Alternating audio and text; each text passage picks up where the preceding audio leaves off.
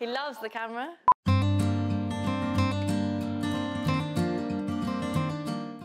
Hi everyone, today I'm at my old friend Electra Harris's studio in South East London, and today we're going to be talking about composition and placement and how Rose goes about creating her paintings and how they influence a space. It's all about the shape and the form and the space. The thing I love about the studio is the wooden floors, and sitting over there you get the perspective, and then having plants dotted around or having objects or shadows of objects. I like that things that I have in my studio around me pop up in multiple works. So you then might create a few different bits of art based on that one concept. So what I tend to do is I will start with one object from real and from imagined, whether it's an interior or a still life. For instance, recently I've been painting the studio because the last 2 years it's just been my refuge. The bed is actually my childhood bed. When you make those decisions, you're making, it's almost like a different part of your brain is working. And then when you're looking at the decisions you've made, that's another part.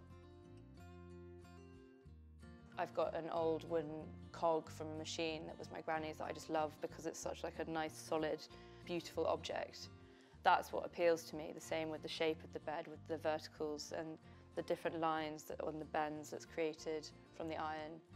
And is it ever a colour that you start with? You literally just think, I need to use that colour, or is it always like a structural thing, like a table or a bed? It's a structural thing, yeah. The colour will come second.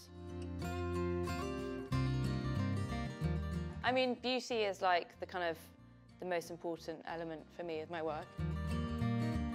I don't like my work being realistic. I want you to be able to evoke memory of something else. I want to make it how it makes me feel rather than how it looks.